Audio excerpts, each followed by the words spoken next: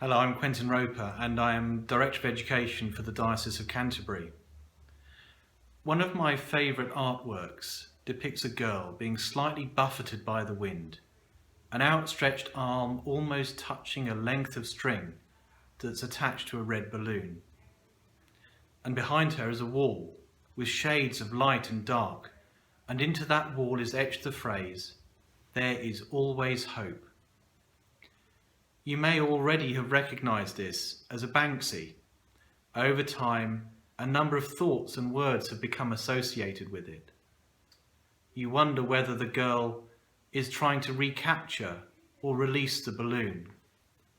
Does it depict loss, self-confidence, innocence, or hope? And whichever response it provokes, it really draws you in. Similarly, I'm captivated by the passage in Luke chapter 18, in which Jesus blesses little children.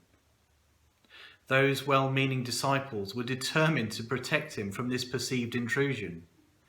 But Jesus called for them and said, "Let the little children come to me, and do not stop them, for it is to such as these that the kingdom of God belongs.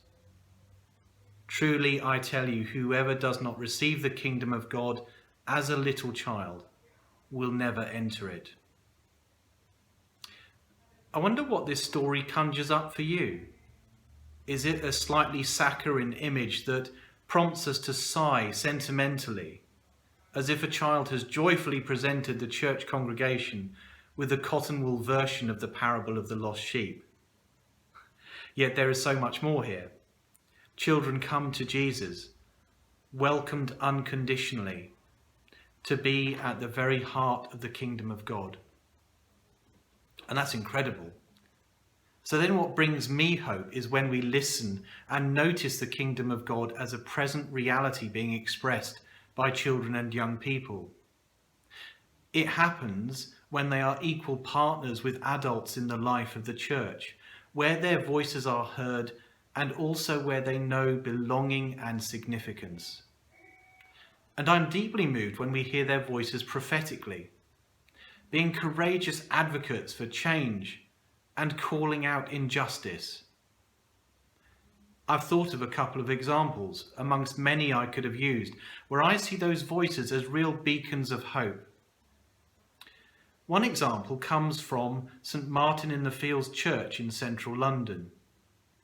Each week, a question is posed on social media from one of their young theologians, with an accompanying answer by the vicar, the Reverend Dr. Sam Wells.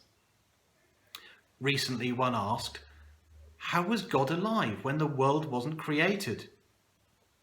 And by the way, young theologians, isn't that a great way to describe children as fellow learners and fellow pilgrims? And what an exciting way to grow in faith together.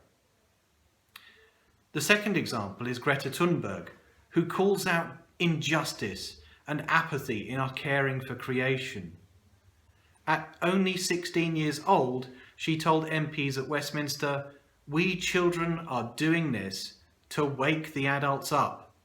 We children are doing this for you to put your differences aside and start acting as you would in a crisis. We children are doing this because we want our hopes and dreams back." I hope my microphone was on. I hope you could all hear me. When they are empowered, children and young people show us the richness of faith, the present reality and the immediacy of the kingdom of God, and they can be our most effective missional disciples. There is always hope. It is in them, abundantly.